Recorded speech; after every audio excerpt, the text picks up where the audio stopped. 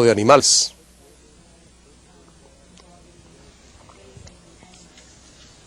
Raising stock and In raising animals? in raising, yes. That's an interesting question. Esta es una pregunta muy interesante, nunca se me había ocurrido antes.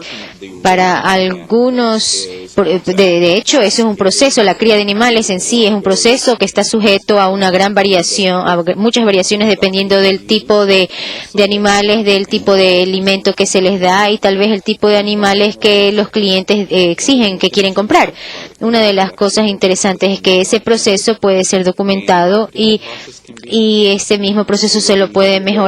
Sería un proyecto que me interesaría muchísimo ver de cerca. Quizás esta es una de las preguntas más interesantes, sería la medición del éxito. A ver, el doctor Wolf tiene otra respuesta. Yo quiero hablar de esto porque acabo de venir de un rancho. Mi hijo tiene un rancho ahí en Atascadero, California, sobre ganado, y acabo de hablar un poco sobre esta industria del ganado en Estados Unidos. Ahora tenemos menos de lo que había hace unos 5 años, pero aún así la producción de carne ha subido, y eso es porque hay en esta industria mucha mejora. Desde el tiempo que nace el becerro o la vaca hasta que pasa por el lote de crianza, pasa por muchas oportunidades de mejorar este proceso en la crianza del animal. Por ejemplo, hay los fármacos, la industria de exportación que vende la carne, el contenido de grasa, y todos estos procesos y todos estos aspectos sí pueden ser revolucionados por el proceso del TQM y tener resultados sumamente favorables. Vamos a dar paso ahora a la llamada que nos llega de la Universidad Iberoamericana, Campus Noroeste, en Tijuana, Baja California. Bienvenidos. Sí, lo escuchamos. Adelante, Tijuana. Pero parece que no está el corresponsal en la línea telefónica. Vamos a continuar. Le recordamos, sus preguntas deben llegar vía fax o vía línea telefónica. Y por favor, no demasiado largas, y también no hacer 2 o 3 preguntas en la misma llamada. Vamos ahora a otra pregunta que nos llega. Nos llega de la Universidad Iberoamericana de Tijuana. Lo escuchamos. Bueno. Sí, adelante. Buenos días. Mi pregunta es, para la implementación de reingeniería, ¿es indispensable la educación y el buen funcionamiento de calidad total?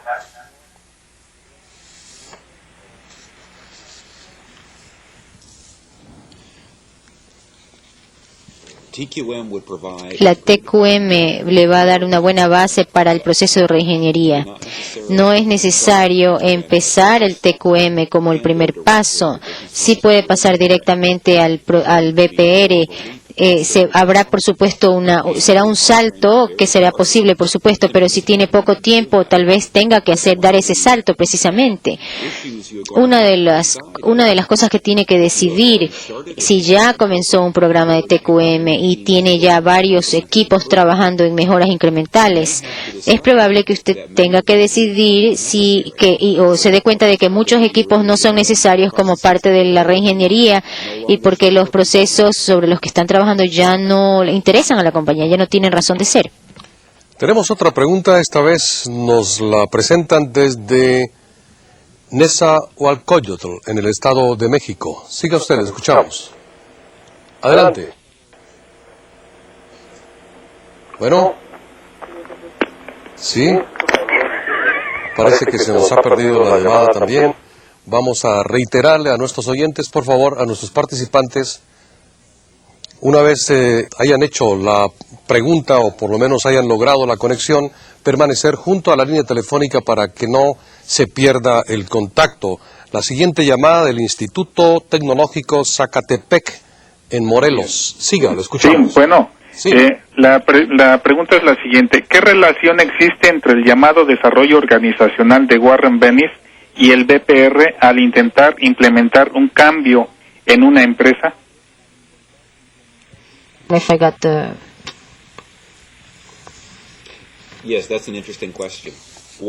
Sí, el trabajo de Warren Bennis se enfoca principalmente en la persona y en el liderazgo y la capacidad de liderazgo de la persona, y que es vital y es crucial para que se dé un proceso de reingeniería. Y esto realmente tiene que ver con el cambio de tareas y de sistemas, así que involucra a toda la organización. Un beneficio adicional cuando nos enfocamos en el liderazgo es que nos enfocamos en la administración, en las técnicas de gerencia y de motivación, especialmente en los altos mandos de la organización.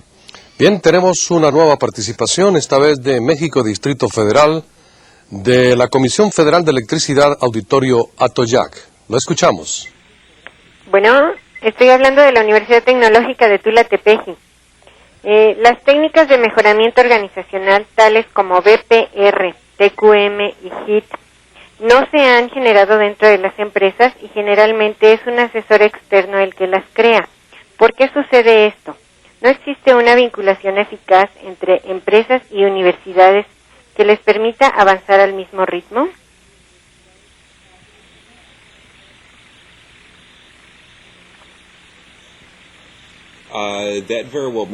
Es probable que así sea. A veces es difícil crear los vínculos para que se den estos procesos. Algunas compañías hacen benchmarking y otras hacen la reingeniería de procesos, y entonces se ponen en contacto con gente con la que no han tenido contacto antes, y entonces de esta manera se aprenden nuevas técnicas. Estas, en muchos casos, las organizaciones han estado operando ciegamente en la reingeniería. Se empieza a hacer precisamente esta conexión que va a servir a los intereses a largo plazo de ambas partes. Es interesante ver lo que ha ocurrido en Estados Unidos en los procesos de TQM y BPR. Hace unos 4 o 5 años, incluso más, había muy pocas universidades que ofrecían este tipo de cursos, y ahora no se me ocurre ninguna universidad en el sur de California, por ejemplo, que no ofrezca cursos de estos en administración. Sí, las empresas aquí sí pueden apoyarse en las universidades en estas actividades, y ahora podemos ir incluso a los lugares de las empresas y entrenar a los entrenadores, entrenar a los líderes y lograr todo esto. Y también lo que estamos haciendo ahora es un ejemplo, es este vínculo, esta actividad nuestra demuestra este vínculo que hay ahora en nuestro país. Tenemos otro participante, esta vez viene de Saltillo, en Saltillo, Coahuila, del Instituto Tecnológico. Bienvenido. Buenos días.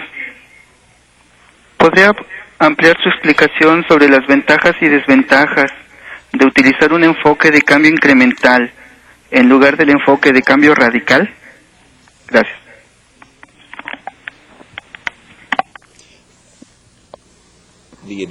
La ventaja del enfoque incremental es que no se molesta la gente, no se fastidia, no se disgusta a la gente. Si vamos a hacer cambios modestos durante un periodo bastante largo, es probable que pueda ir subsanando las fricciones o los problemas que haya entre los grupos de poder dentro de una organización. Y también entonces se utiliza un enfoque de cambios incrementales cuando hay muchas limitaciones, y en este momento es posible que sea muy difícil para ustedes cambiar políticas de pagos y regulaciones de los sindicatos, etcétera, y especialmente en las industrias que son muy reguladas o en ciertas formas de gobierno.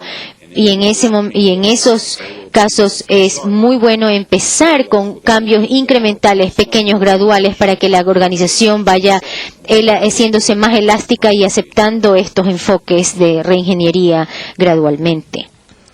Un participante más viene de Petróleos Mexicanos, región sur, Aguadulce, Veracruz. Bienvenido. Sí, buenos días.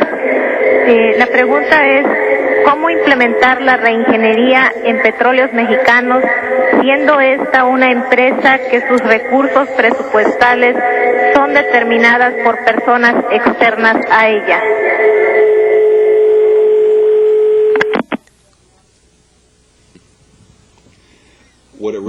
En realidad, lo que hay que hacer es trabajar con lo que se tiene. hay que alejarse de la idea de que el TQM o el BPR son cuadrados que hay que introducir dentro de un círculo. Hay que utilizar los presupuestos y lo que se tiene y hacer lo que se puede con los recursos que disponemos. Y tal vez la próxima vez, en el próximo ciclo de presupuestos, podría pedir más dinero, más fondos para poder ayudar a ahorrarle a la empresa incluso más fondos. Yo preguntaría, ¿qué es lo que está limitando a Pemex de obtener más ingresos? ¿Hay alguna práctica de desperdicios, por ejemplo, en el refinamiento de petróleo o en la extracción de petróleo? ¿Es necesario alejarse de este pensamiento de que debido a los problemas de presupuesto no podemos hacer nada? Eso es una actitud que hay que cambiar, tal vez una forma de pensar que hay que modificar. Bien, volvemos ahora a Nezahualcóyotl con el Instituto, la Universidad Tecnológica. Adelante. Sí, la pregunta sería, ¿cómo aplicar BPR si debido a los recortes presupuestales no se pueden implementar los incentivos económicos al personal?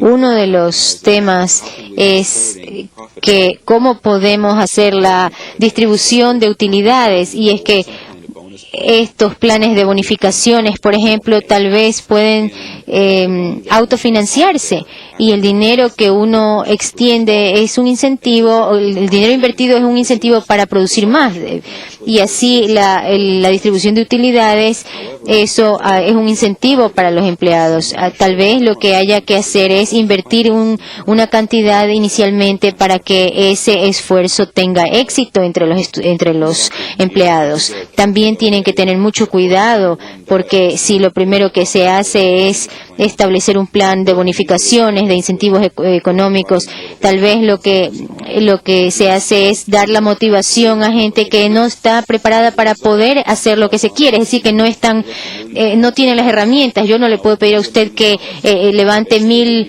libras o 1.000.000 de libras, pero y ofrecerle $1.000.000 por eso, pero eso no lo puede hacer. Pero si yo le doy la herramienta para que pueda levantar ese 1.000.000 de libras, entonces sí le puedo dar el $1.000.000 en bono. Yo he trabajado con muchas compañías que están reduciendo su tamaño y que a la vez están implementando este tipo de programas, y efectivamente hay mucha gente en nuestros equipos que hacen la pregunta de si yo hago esto de aquí, bueno, ¿y cuál es el denario? ¿Dónde está el dinero? ¿Cuál es mi recompensa? Bueno, imaginémonos que estamos en un barco en una tempestad. Si queremos tener seguridad en el trabajo, tenemos que encontrar las formas de hacer las cosas, pero también en la gerencia tiene que entender que si ganamos en la compañía, tienen que distribuir los ingresos también, las utilidades, para que todo el mundo se beneficie de este proceso y todo el mundo sea ganador. Entonces tenemos que hacer estos aumentos y estos cambios incrementales y que se vea en resultados de dinero. Y esto tiene que ser distribuido de una manera equitativa para a todas las personas de la organización que también participan. Un ejemplo de esto es cuando una compañía básicamente está de acuerdo en que por todo el dinero que por ejemplo, cuando se ahorra dinero, entonces la compañía reparte el 50% de la utilidad gracias al ahorro en desperdicio. Entonces, de esta manera, lo que se ahorra, entonces inmediatamente se convierte en una ganancia que se reparte. Entonces, no hay dinero que se requiere invertir, sino que ya directamente se utiliza el dinero que ya no se desperdicia para repartírselo. Nuestro siguiente participante llama de Irapuato, Guanajuato, de la Comisión Federal de Electricidad, la PEN. Siga. ¿Qué tal? Buenos días. Mire, mi nombre es Víctor Castellanos. Dentro de su exposición comentaba que hay 4 opciones de cambio. Uno de ellos es el establecimiento de un proyecto piloto antes de la implantación total en toda la empresa. ¿Podría escribir brevemente un ejemplo sobre algún proyecto piloto que se haya llevado a cabo en alguna de las empresas que mencionó en su exposición? Gracias.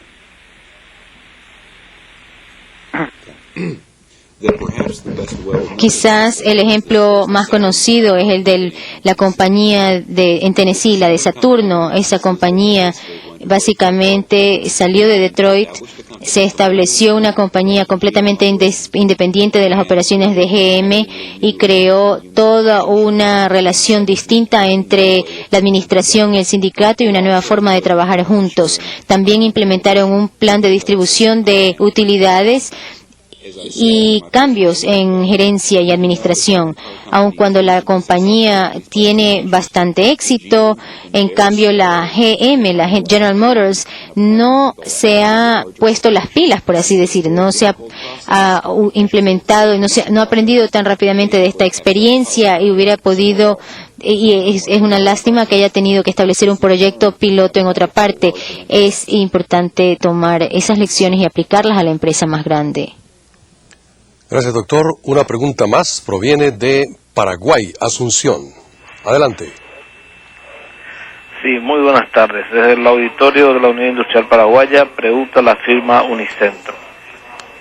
En mercados completamente nuevos como el Mercosur, ¿cómo crear parámetros de calidad para la reingeniería de una empresa si todavía no hay informaciones o experiencias anteriores?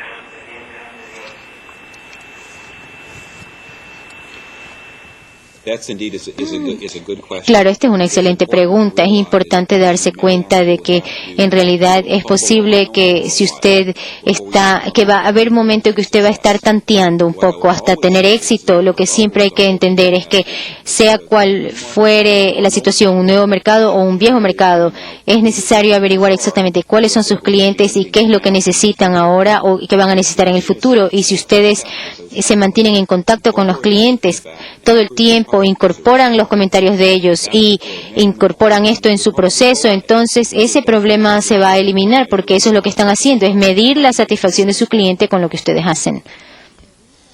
Gracias, doctor. Otra pregunta nos llega de Puerto Vallarta, Jalisco, del Centro Universitario de la Costa. Bienvenido. Mi nombre es Armando Soltero Macías y soy el rector del Centro Universitario de la Costa. La pregunta es, ¿cómo se puede aplicar la reingeniería y el TQM a una institución educativa de nueva creación?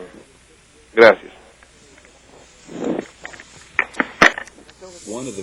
Una de las preguntas más importantes es, ¿quiénes son nuestros clientes? Para empezar, hay una universidad en Estados Unidos que ha definido a sus clientes no por geografías, lo que es lo que se hace casi siempre, o por disciplina, que también es otra forma de hacerlo, sino simplemente por geografía de todo Estados Unidos. Ellos ofrecen cursos en electrónica y ustedes pueden obtener títulos universitarios de bachillerato o de maestría recibiendo cursos de electrónica, y tienen profesores, tienen monitores para tomar los exámenes en todo Estados Unidos. Así que hay que preguntarse, bueno, ¿cuáles son nuestros clientes? Y ver qué es lo que queremos lograr en la organización, y basado en eso, entonces podemos decidir qué tipo de tareas vamos a implementar para lograr esa misión.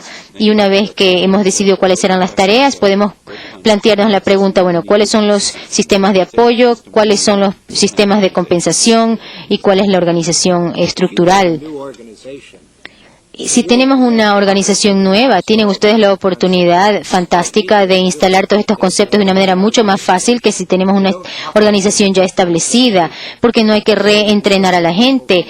Por ejemplo, si ustedes tienen gente de Guadalajara y las mueven, las cambian, las mudan a la costa, a ver, las ideas y los procesos con los que ellos están familiarizados, digamos, en admisión o cualquier tarea organizacional, si usted les pide a ellos que observen lo que han hecho en el pasado y cómo se lo puede mejorar aquí en este otro lugar, entonces hay muchas oportunidades de mejorar, porque están empezando desde cero en un nuevo sitio, una nueva localidad, y pueden implementar toda la moderna tecnología desde el comienzo. También es importante que uno se permita cometer errores, y entonces hay la garantía de que, y miren, cuando ustedes entran en este proceso se van a equivocar, y no importa, está bien equivocarse, y probablemente en una organización nueva van a equivocarse más que en una antigua, pero por otro lado tienen más oportunidad de mejorar lo que han hecho, porque las cosas no están tan fijas y tan establecidas como en una organización antigua. Retornamos a Panamá, damos cabida a otra pregunta de la Universidad Tecnológica de Panamá. Sí, buenas, hablamos de la Universidad Tecnológica de Panamá. La pregunta es la siguiente. Si invertimos la pirámide de Maslow, tomando a la gerencia como lo primero, ¿no olvidamos las necesidades de los obreros en reingeniería?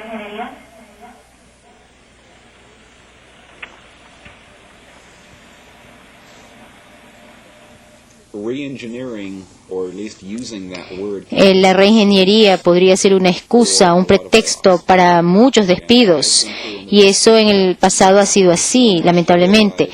Tenemos que darnos cuenta, la gerencia debe darse cuenta de que los empleados son clientes tanto como lo son los accionistas o el gobierno o los demás clientes, y desde esa perspectiva la solución para la reingeniería debe satisfacer a todos esos clientes, y en definitiva el trabajador debe estar tan satisfecho como debe estarlo el cliente externo. Gracias, doctor. Otra pregunta nos llega esta vez de la Universidad Nacional Autónoma de México, en México, Distrito Federal. Lo escuchamos. Sí, buenos días. Hablamos de la Facultad de Estudios Superiores Cuautitlán y la pregunta ¿es factible aplicar las técnicas BPR y TQM a nivel escolar a partir de educación primaria para ir cambiando mentalidades? Gracias por su atención.